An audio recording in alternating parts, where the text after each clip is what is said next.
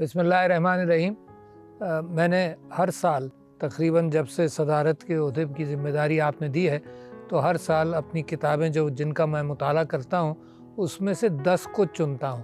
اس لیے 10 کو چنتا ہوں کہ میرے اپنے خیالات اور سوچ کے اعتبار سے جو بہترین مجھے لگیں، تقریباً 40-50 کتابیں میں سال بھر کے اندر پڑھ لیتا ہوں، تو اس میں سے 10 بہترین کتابیں جو قوم کی ضرورت کے اعتبار سے مجھے اہم لگتی ہیں یا اپنی سوچ کے اعتبار سے اہم لگتی ہیں کہ لوگوں کو ان کتابوں میں سے جو علم ہے وہ لوگوں کو حاصل کرنا چاہیے، تو ہر سال 10 کتاب ٹاپ 10 بکس کو میں ریلیز بھی کرتا ہوں اور ان کی اچھائی کے حوالے سے خلاصہ بھی آپ کے سامنے رکھتا ہوں کہ آپ اس کو سن لیں، سمجھ لیں، دیکھ لیں۔ جن کے پاس پورا وقت نہیں ہے مطالعے کا وہ اس خلاصے سے بھی فیضیاب ہوں، اور جو کتابیں پڑھ سکیں تو وہ ضرور پڑھیں، کیونکہ یہ لوگوں کا علم جو ہے نا وہ کتابوں کے اندر اسی انداز سے آتا ہے اور اس کی علم کی کنٹینیوٹی کی اہمیت اسی طرح سے ملتی ہے۔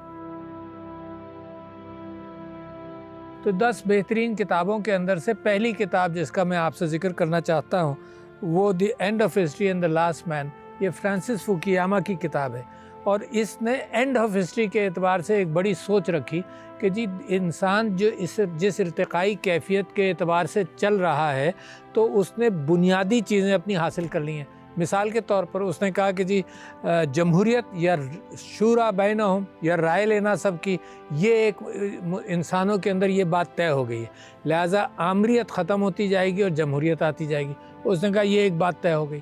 اور دوسری بات پھر اس نے یہ کہا کہ لبرلزم، معیشت، ٹریڈ، اس اعتبار سے بھی کیپٹلزم کا معاملہ طے ہو گیا۔ لبرلزم ڈیموکریسی اور کیپٹلزم تجارت کے اعتبار سے طے ہو گیا، لہٰذا جب یہ دو چیزیں طے ہو گئیں تو اب تاریخ کے اعتبار سے ارتقائی کیفیت انسان کی ختم ہو گئی۔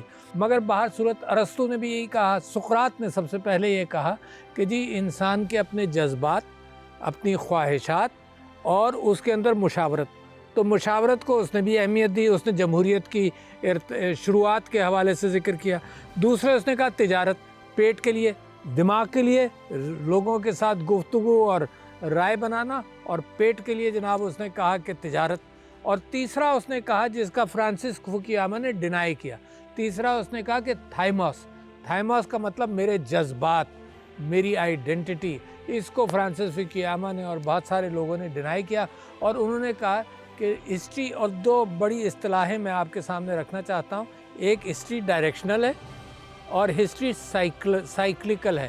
اچھا، اس کے اندر ایک یہ بھی بات آئی کہ انسان کے اپنے جذبات کو آپ طے کر لیں کہ انسان کے یہ جذبات ہیں، اس کے اوپر سوسائٹی بنا دیں۔ تو میکیاویلی نے اس کو ایک عروج پر پہنچایا۔ اس نے یہ کہا کہ انسان کے جذبات، نفرت، سازش، بے ایمانی، یہ سب کچھ ہے، تو جو سسٹم بننا چاہیے ریاست کا اور اسٹیٹ کا وہ اسی انداز سے ہو کہ ان سب چیزوں کو ایکسپلائٹ کرے۔ جو ریاست کا صدر ہو یا ریاست کا بادشاہ ہو وہ سب ان چیزوں کو ایکسپلائٹ کرے۔ دنیا جو ہے وہ ارتقائی کیفیت سے اب ایک نتیجے پر پہنچ گئی۔ تو فرانسس فوکویاما نے اینڈ آف ہسٹری کے حوالے سے جو بات کر دی ہے وہ اس کو بعد میں اگلی کتابوں میں چیلنج کروں گا، مگر سوچ کی بات ہے کہ ہسٹری کے اندر انسان کے جذبات پھر کہاں گئے؟ اگر صرف تجارت اور رائے شماری یہی دو چیزیں ہیں تو پھر انسان کے جذبات کہاں گئے؟ اس کلیش آف سویلائزیشنز کے حوالے سے سیموئل پی ہنٹنگٹن، جس کا فرانسس فوکویاما شاگرد تھا، اس نے یہ چیلنج کیا کہ نہیں، آئیڈینٹی بھی ایک چیز ہے۔ ساری دنیا کی تاریخ کے اندر آئیڈینٹی کی بھی ایک اہمیت ہے۔ کلچر کی آئیڈینٹی ہوتی ہے، مذہب کی آئیڈینٹی ہوتی ہے، زبان کی آئیڈینٹی ہوتی ہے، ریجن کی آئیڈینٹی ہوتی ہے، لباس کی آئیڈینٹی ہوتی ہے۔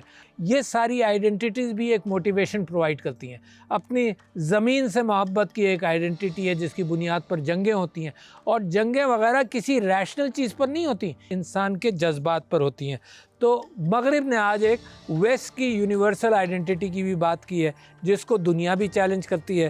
اب دنیا کے اندر جو بات سیموئل پی ہنٹنگٹن نے کی ہے کہ 8 آئیڈینٹیز کا ذکر کیا۔ اس نے کہا ایک سویلائزیشنز کا، اس نے کہا ایک چائنیز سویلائزیشن ہے، اس نے کہا ایک جاپنیز سویلائزیشن ہے، اس نے کہا کہ ایک مسلم یا اسلامک سویلائزیشن ہے، اس نے کہا کہ ایک ہندو سویلائزیشن ہے، اس کے ساتھ اس نے آرتھوڈاکس کرسچن سویلائزیشن کی بات کی جو مصر آرتھوڈاکس کرسچن ایریا روس کے اندر تک گیا، پھر اس نے لیٹن امریکہ کی سویلائزیشن کا بھی ذکر کیا اور افریقہ کی، اور ایک ویسٹرن سویلائزیشن جو ہر جگہ آج کل اپنے آپ کو فٹ کر رہی ہے۔ اوریجنلی سویلائزیشن 5 دریاؤں کے ساتھ وابستہ تھیں، ٹائگرس اور یوفریٹس، نائل، انڈس اور اس کے ساتھ ساتھ ایمیزون، اور ان کے ساتھ ساتھ بھی سویلائزیشنز بنی۔ تو میں یہ سمجھتا ہوں کہ جو سیموئل پی ہنٹنگٹن نے بات کی ہے کہ انسان کے جذبات، تاریخ انسان کے جذبات سے بنتی ہے، تاریخ صرف کمائی اور سوچ ان تک محدود نہیں رہتی۔ تو میں یہ سمجھتا ہوں کہ بڑی اچھی کتاب ہے یہ جو دوسری کتاب میں نے آپ کا ذکر کیا۔ تیسری یہ جرنی انٹو یورپ ہے، یہ کتاب اکبر ایس احمد صاحب کی لکھی ہوئی ہے، اور یہ جب یورپ کے اندر مسلمانوں کے حوالے سے بوسنیا اور یہ سب جگہوں پر اسلاموفوبیا بڑھا تو انہوں نے سارے یورپ کا کئی مہینے چکر لگایا۔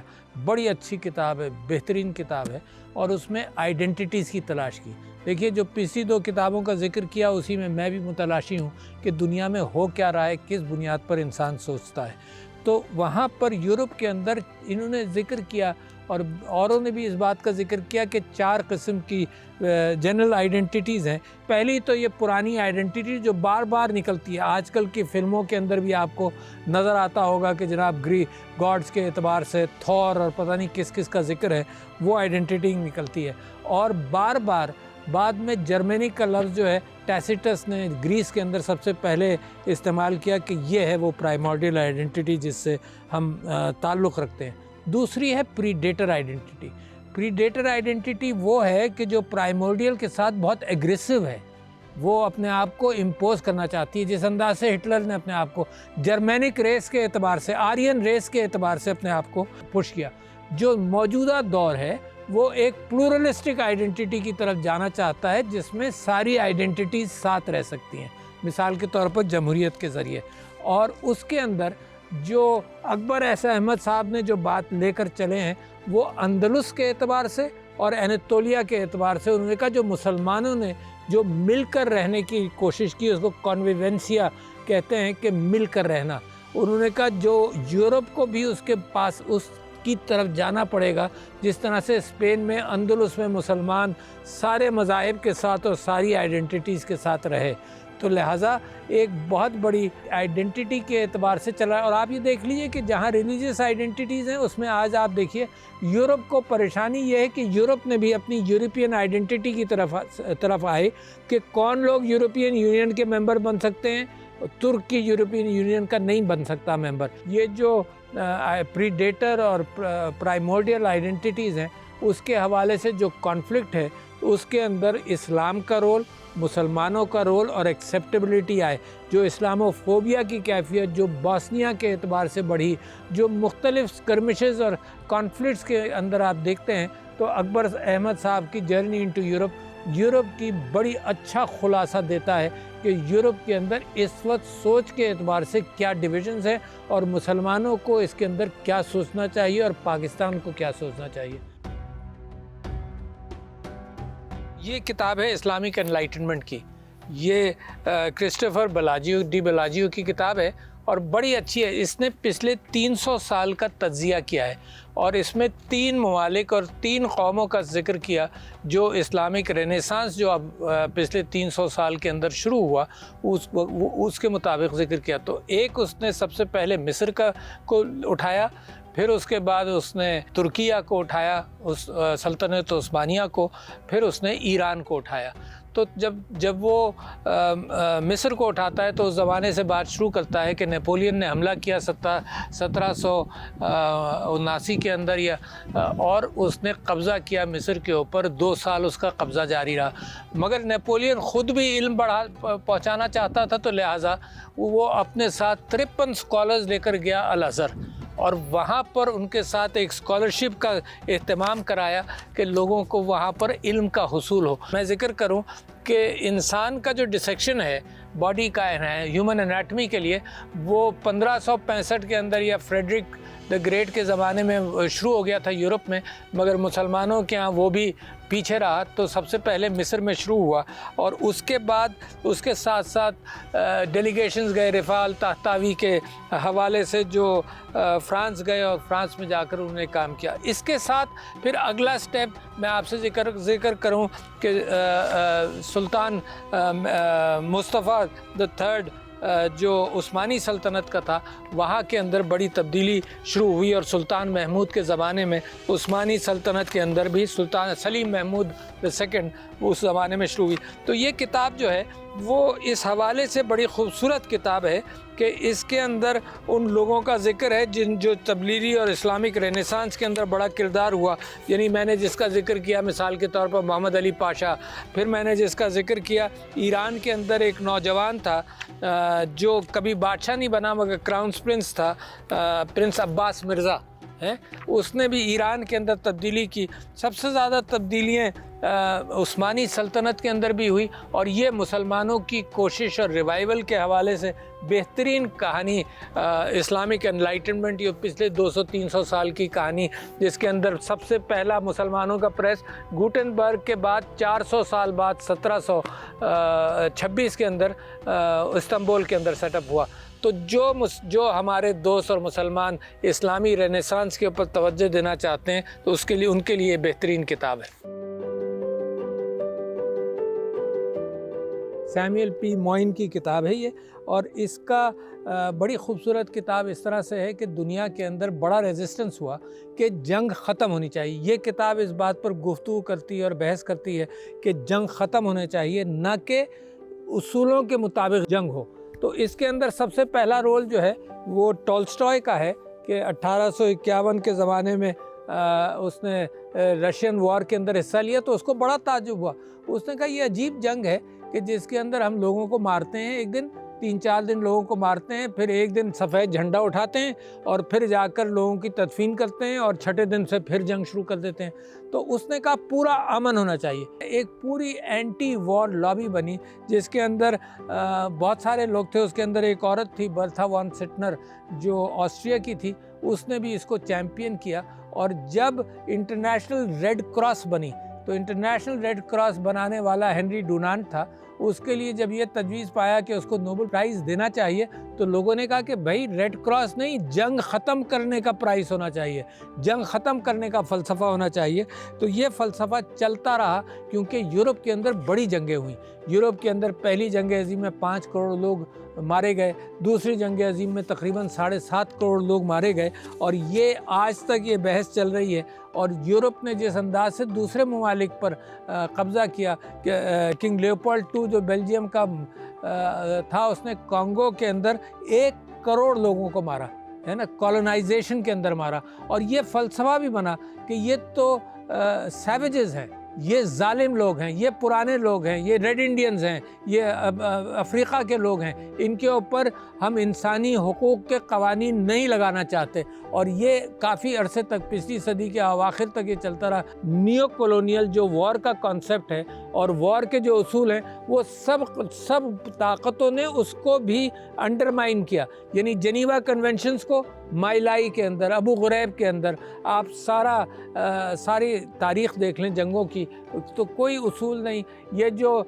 असैसिनेशंस हैं, ड्रोन बेस्ड असैसिनेशंस हैं, इसके अंदर भी ये कैफियत रही कि भाई विदाउट ट्रायल कैसे जाकर लोगों को मार सकते हो।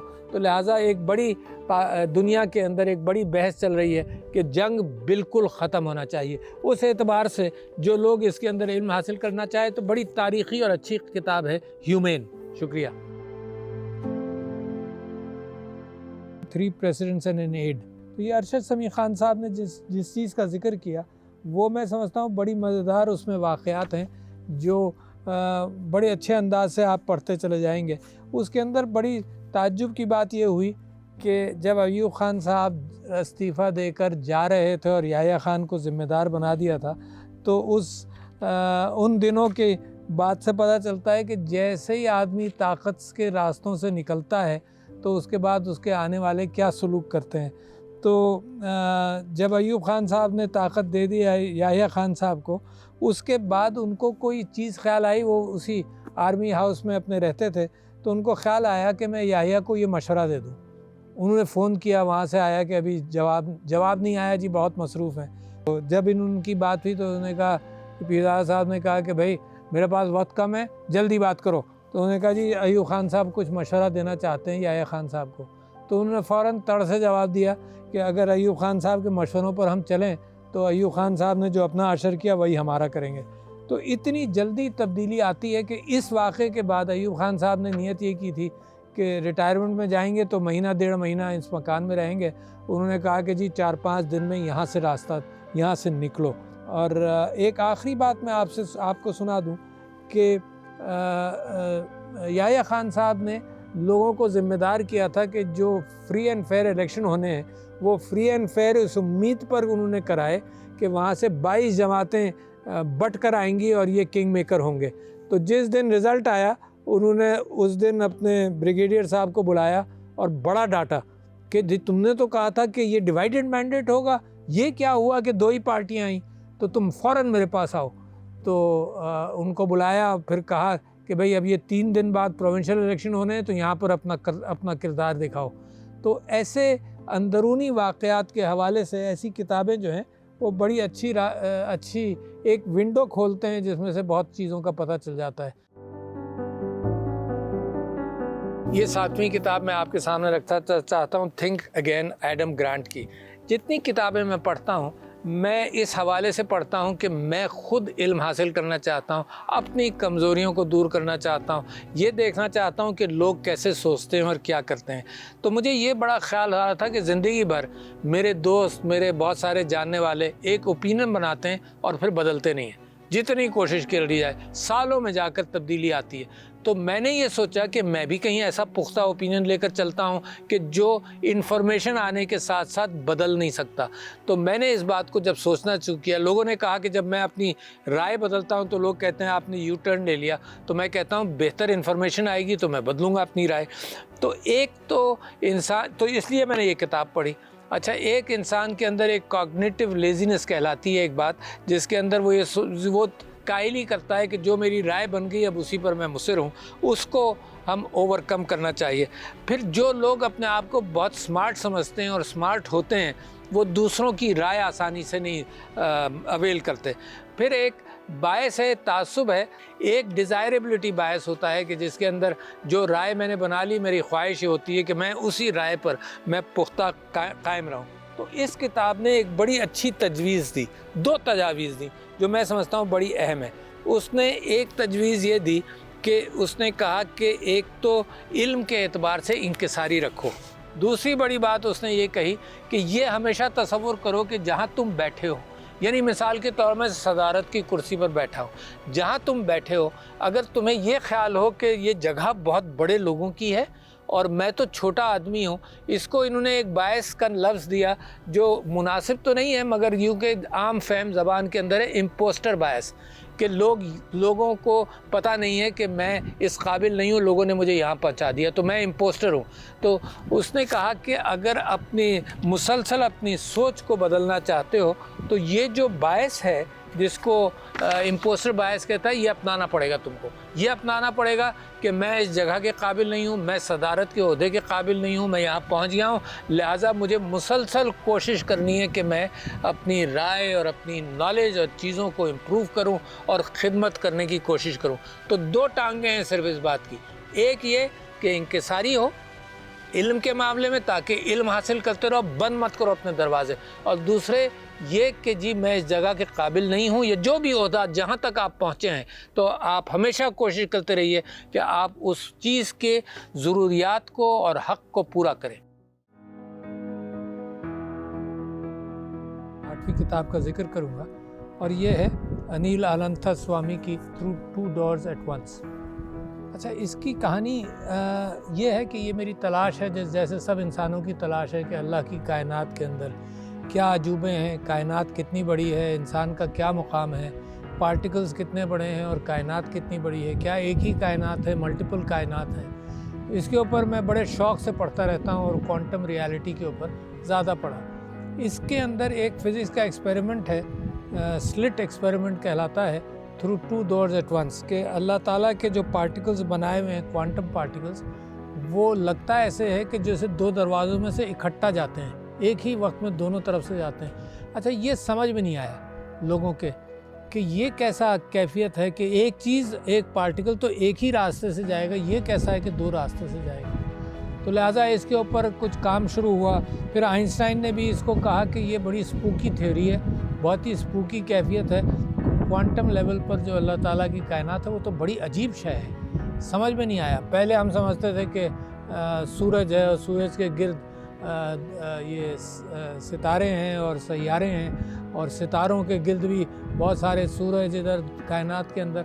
اس سلسلے میں لوگوں نے یہ کہا کہ اللہ تعالیٰ کی کئی کائناتیں ہیں ایٹ دا سیم ٹائم، ایک کوانٹم کائناتیں ہیں، چھوٹی کائناتیں ہیں، بڑی کائناتیں ہیں۔ تو لوگوں کی اسٹرنگ تھیوری کے اعتبار سے یہ پریڈکشن ہے کہ اللہ تعالیٰ کی اس وقت 10 کائناتیں ہیں، اور 10 کائناتوں کے اعتبار سے نہ انسان اس فہم پہ پہنچتا ہے کہ جو منطق کے ذریعے اللہ تعالیٰ کو ثابت کرنا چاہتے ہیں کہ ہیں یا نہیں ہیں، یہ ساری منطقیں فیل ہو جاتی ہیں، انسان کا علم اتنا بڑا نہیں ہے۔ تو بڑی انٹرسٹنگ فزکس نے وہ راستے کھولے ہیں جو سائنسدان کی سمجھ میں نہیں آتے، اور جو اب 10 یا 11 کائناتوں کا ذکر ہے، یہ میرے لیے ایک بہت بڑا عجوبہ ہے، اور میرے لیے یہ کیفیت ہے کہ میں اس بات پر ایمان لاؤں کہ اللہ تعالیٰ کی بڑائی کا انسان کے بس میں نہیں ہے، نہ ذکر کرنا نہ اس کا احاطہ کرنا۔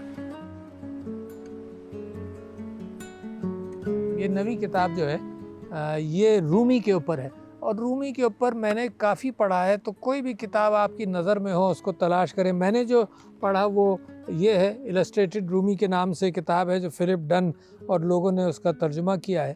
یہ آپ ذہن میں رکھیے گا کہ اس وقت رومی جو ہے وہ امریکہ کے اندر بھی بیسٹ سیلنگ پوئٹ ہے پچھلے 10 سال سے، اور کیوں ہے؟ کیونکہ اس کا محبت کا پیغام ہے۔ رومی کی ایک تو کچھ کہاوتیں، 3 کہاوتوں کا آپ سے ذکر کروں گا جو مجھے بڑی پسند آئی۔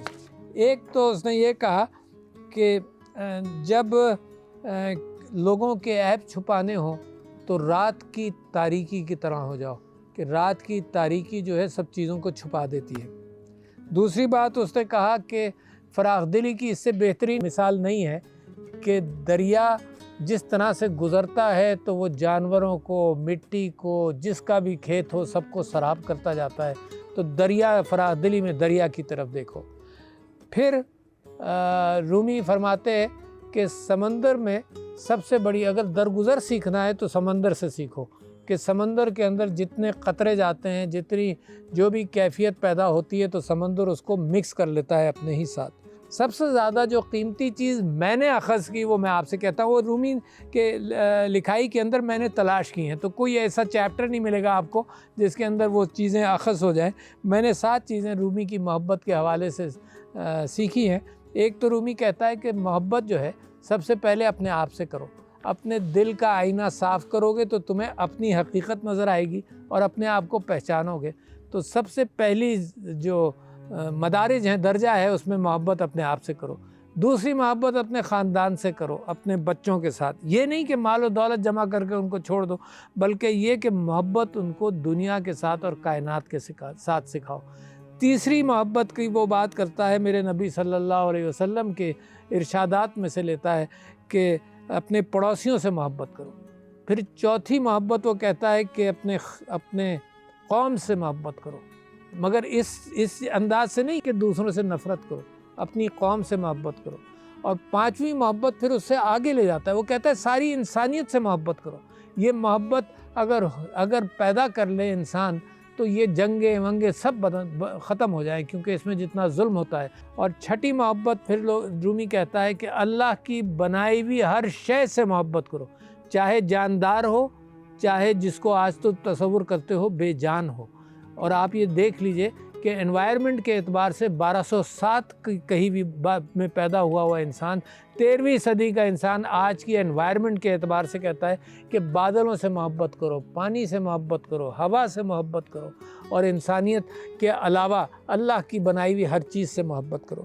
اور اس کے بعد 7واں سٹیج جو ہے رومی کا وہ اور بھی بڑا ہے. وہ کہتا ہے کہ جو کائنات جس کی محبت میں بنی ہے اس سے محبت کرو، کہ میرے نبی صلی اللہ علیہ وسلم سے محبت کرو، کیونکہ اللہ نے ان کی محبت میں کائنات بنائی. اور پھر سب سے بڑا درجہ، 8واں درجہ، رومی کہتا ہے کہ پھر اللہ سے محبت کرو، کہ نیچے سے یہ محبتوں کے رشتے آپ پختہ کریں. تو میں سمجھتا ہوں پاکستان کے لیے، دنیا کے لیے، اسلام کے لیے اس محبت کے پیغام سے بہتر کوئی پیغام نہیں. میری آخری کتاب 10ویں کتاب جو ہے اس کا شاعری سے تعلق ہے، ادب سے تعلق ہے، اور وہ مجھے پچھلے دنوں کسی نے ہدیے کے طور پر دی. سخن افتخار، کلیات افتخار عارف. بہت اچھے شاعر ہیں. تو ان کے متعلق میں کیا کہوں گا، انہی کی کچھ غزلوں میں سے کچھ اشعار کا ذکر کروں گا. تو سب سے پہلے میں سمجھتا ہوں کہ کوئی بھی شروعات کی جائے تو وہ حمد کے اعتبار سے شروع کی جائے. یہ فرماتے ہیں کہ جو تیری رضا ہو میرے کریم، جو تیری رضا ہو میرے کریم، عروج دے کے زوال دے. مگر ایک دعا ہے کہ دل سے خوف فساد رزق نکال دے. یعنی میرے دل سے جو میرے رزق کی ہر وقت کی جستجو ہے وہ نکال دے. وہ جو اس میں اعظم عشق ہیں، تجھے ان کے نور کا واسطہ، مجھے ان کے رنگ میں رنگ دے، مجھے ان کی راہ پہ ڈال دے. بڑا خوبصورت حمدیہ اور دعائیہ یہ کلام ہے. عید کے اوپر یہ پیغام قوم کو دینے کی نیت کی تھی کہ تیرے کرم کی بارشوں سے، یہ میری دعا ہے، تیرے کرم کی بارشوں سے سارے باغ کھل اٹھیں. اور اس میں پاکستان کا میں تصور کرتا ہوں. تیرے کرم کی بارشوں سے سارے باغ کھل اٹھیں، ہوائے مہر نفرتوں کا سارا زہر مار دے. قیامتیں گزر رہی ہیں کوئی شہ سوار بھیج، قیامتیں گزر رہی ہیں کوئی شہ سوار بھیج، وہ شہ سوار جو لہو میں روشنی اتار دے، میرے دل میں، میرے خون میں روشنی اتار دے. پھر کبھی کبھی خیال آتا ہے کہ میں کہاں ہوں، تو خیال آتا ہے کہ میں اکیلا ہوں. تو افتخار عارف فرماتے ہیں یہ زمینوں اور آسمانوں کے عذاب اور میں اکیلا آدمی کب تک لڑوں. سارے دشمن در پہ آزار، لشکر صف بصف، لشکروں کے سب کمانداروں کے رخ میری طرف، اور میں نہتہ آدمی کب تک لڑوں. اور اسی کے ساتھ ساتھ پھر یہ خیال ہوتا ہے بڑے خوبصورت انداز سے، جو لوگ کرکٹ سے واقف ہیں، افتخار عارف نے ایک نظم لکھی 12واں کھلاڑی، کہ جس طرح سے 12واں کھلاڑی انتظار کرتا ہے کہ کب کوئی حادثہ، کب کوئی سانحہ ہو جائے اور وہ میدان میں اتر آئے. تو 12واں کھلاڑی بھی کیا عجب کھلاڑی ہے. کھیل ہوتا رہتا ہے، شور مچتا رہتا ہے، داد پڑتی رہتی ہے، اور وہ الگ سب سے انتظار کرتا ہے ایک ایسی ساعت کا، ایک ایسے لمحے کا جس میں سانحہ ہو جائے، جس میں حادثہ ہو جائے. پھر وہ کھیلنے نکلے. اور پھر اس کے ساتھ افتخار عارف اپنے آپ کو کہتے ہیں، مگر میں یہ سب کو کہتا ہوں کہ ذرا سوچو، تم بھی افتخار عارف 12ویں کھلاڑی ہو، انتظار کرتے ہو ایک ایسے لمحے کا، ایک ایسی ساعت کا جس میں حادثہ ہو جائے، جس میں سانحہ ہو جائے. تم بھی افتخار عارف، تم بھی ڈوب جاؤ گے اور تم بھی ٹوٹ جاؤ گے. پھر قائد اعظم کے آگے ایک درخواست ہے افتخار کی، بہت ہی خوبصورت. اور پھر قائد نے کیا کوشش کی تھی اور کیا ہوا، تو یہ قائد کے حضور کے حوالے سے ہے. بے اثر ہو گئے سب حرف و نوا تیرے بعد، بے اثر ہو گئے سب حرف و نوا تیرے بعد، کیا کہیں دل کا جو احوال ہوا تیرے بعد. تو بھی دیکھے تو ذرا دیر کو پہچان نہ پائے، ایسی بدلی تیرے کوچے کی فضا تیرے بعد. اور تو کیا کسی پیما کی حفاظت ہوتی، ہم سے خواب سنبھالا نہ گیا تیرے بعد. مہر و مہتاب دو نیم، ایک طرف خواب دو نیم، جو نہ ہونا تھا وہ سب ہو کے رہا تیرے بعد. واہ، بہت خوبصورت. اور پھر آج کے حالات کے اعتبار سے کہ یہ کیا کہ خاک ہوئے ہم جہاں وہیں کہ نہیں، یہ کیا کہ خاک ہوئے ہم جہاں وہیں کہ نہیں، جو ہم یہاں کے نہیں ہیں تو پھر کہیں کے نہیں. یہ پاکستانیوں کو سوچنا پڑتا ہے، جو ہم یہاں کے نہیں ہیں تو پھر کہیں کے نہیں. وفا شرس میں ہوتی تو سامنے آتی، وہ کیا فلک سے نبھائیں گے جو زمیں کے نہیں. واہ.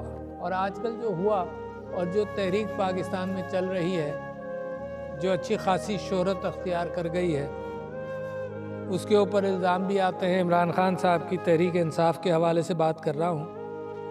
یہ جو گرتی ہوئی دیوار سنبھالے ہوئے ہیں، واہ کیا خوب کہا، یہ جو گرتی ہوئی دیوار سنبھالے ہوئے ہیں، خلق کہتی ہے اسی گھر کے نکالے ہوئے ہیں. تو جو اسمبلی میں کیفیت ہوئی وہ بات آتی ہے. یہ جو گرتی ہوئی دیوار سنبھالے ہوئے ہیں، خلق کہتی ہے کہ اسی گھر کے نکالے ہوئے ہیں. شکریہ جناب. تو یہ افتخار عارف کی خوبصورت کلیات ہیں جو میں چاہتا ہوں کہ آپ کی نظر سے گزرے. یہ ہر سال میری نیت یہ ہوتی ہے کہ 10 کتابیں آپ کی خدمت میں پیش کروں، تو یہ اسی سلسلے کی کڑی ہے.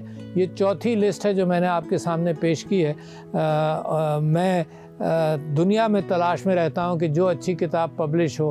اردو میں کم ہوتی ہیں، انگریزی میں زیادہ ہوتی ہیں، اور میں کوئی تیسری زبان اور جانتا نہیں، لہٰذا میرا علم اسی حد تک محدود رہتا ہے. کبھی ٹرانسلیشن بھی پڑھ لیتا ہوں، مگر سب سے زیادہ جو پسندیدہ میری کتابیں ہیں وہ اس تلاش میں ہیں جو اللہ کی کائنات کی اور انسان کے فہم کی اور انسان سے زبان کے تعلق کے اعتبار سے جو میں گفتگو کرنا چاہتا ہوں، جس کا اثر ہو لوگوں کے اوپر. تو اس طرح سے اپنی ذات کو، اپنی قوم کو اور انسانیت کے حوالے سے جو علم دنیا میں ہے اس کا میں متلاشی ہوں، اور اس کی میری پیاس ہے، اور وہ میں پیاس بجھانے کی کوشش کرتا رہتا ہوں. بجھنے کا امکان نہیں ہے، مگر ایک تسلی رہتی ہے کہ میں کتابیں پڑھ کر کچھ نہ کچھ میں نے حاصل کر لیا. اور آپ کو بھی اسی محبت سے آپ کو دعوت دیتا ہوں کہ آپ بھی کتابوں کا مطالعہ کریں. شکریہ.